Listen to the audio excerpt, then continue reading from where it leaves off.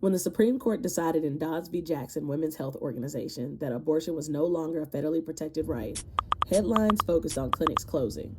We focused on what would happen next. Because in the Deep South, abortion didn't disappear, it became a logistics operation. We are an abortion fund and reproductive justice organization, which means when someone cannot afford their abortion or the miles required to reach one, they call Yellowhammer Fund. Post Dobbs, those miles multiplied. 6 hours, 9 hours, 12 hours. Not because care vanished, but because it was forced across state lines. Part 1 of The Road to Care. The journey begins. Yeah, so I think they're first having to really figure out what they want from their abortion experience. And I think that that remains true if you live in a state with a ban or you live in Chicago where there's a clinic right next door to you, right? But you need to figure out, do I want to go through this process in a clinic? Do I want to do it on my own? Who do I want involved? And then for our clients, there's that extra level of fear that's built up by the fact that it has been criminalized. And there aren't a lot of reliable places that you feel like you can safely go to get information.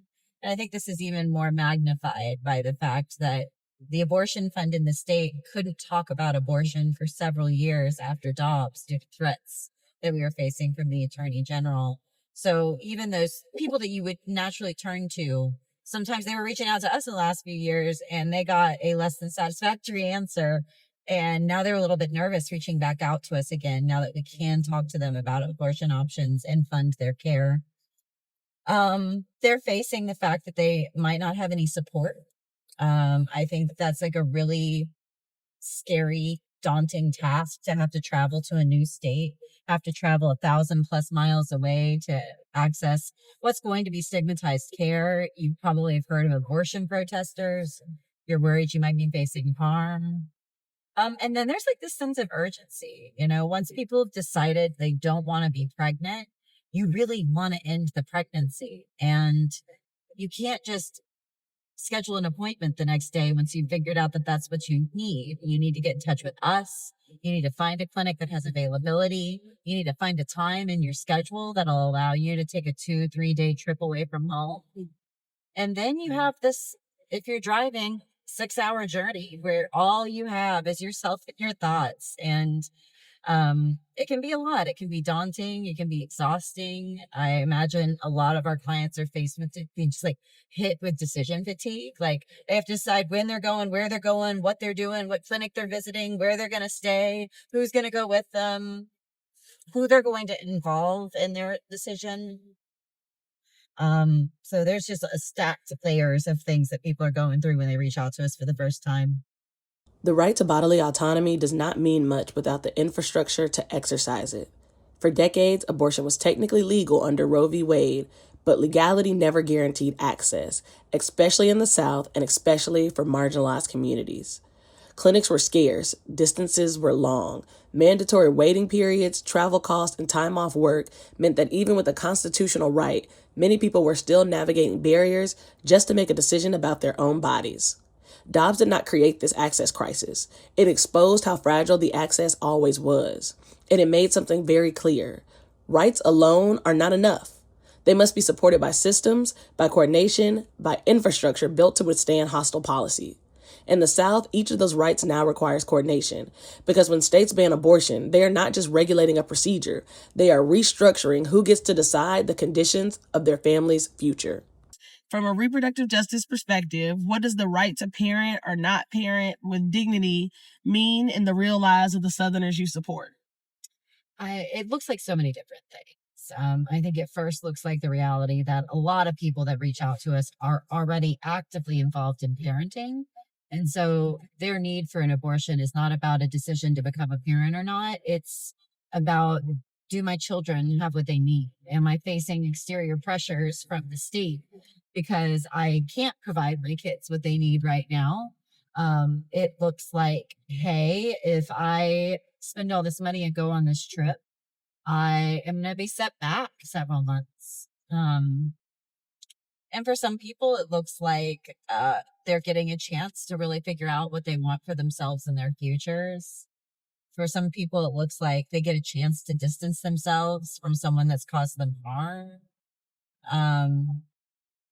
And for so many others, I think that first touch point with Yellowhammer Fund is an opportunity for us to really explore what they need in a way that they haven't considered. An abortion appointment in a banned state now triggers an entire ecosystem. This includes abortion funds, practical support networks, clinic staff, volunteer drivers, hotel partners, digital security protocols, and the collaboration with friends, family, and communities. This is not charity. It is crisis infrastructure.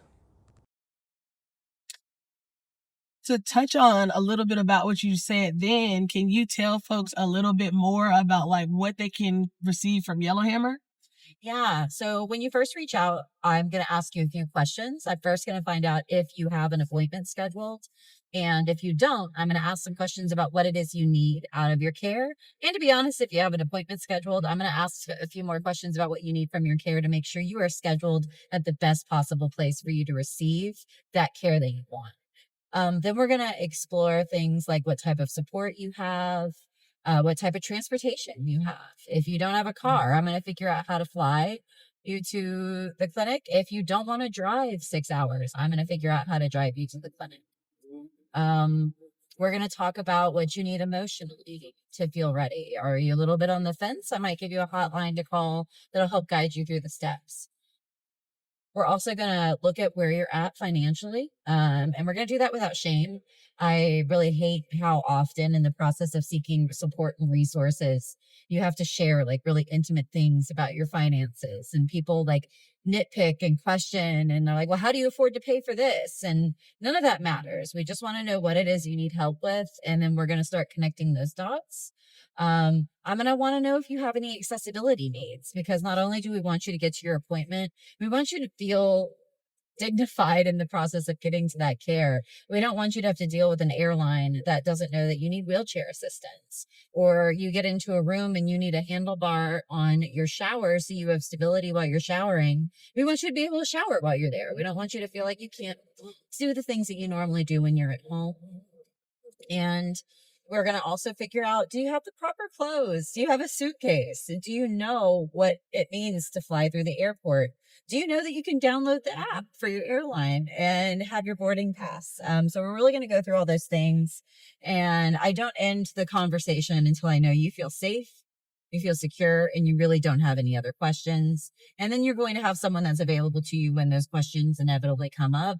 And if you run into any issues, like Tia and I, we've really had some journeys on this road trip. So I think, it's important to have someone in your back pocket who can be there to help you troubleshoot, so that doesn't have to derail your whole experience.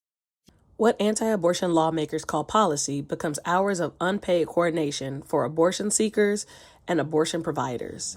Every ban creates more distance. Distance creates cost creates delay, and delay creates risk.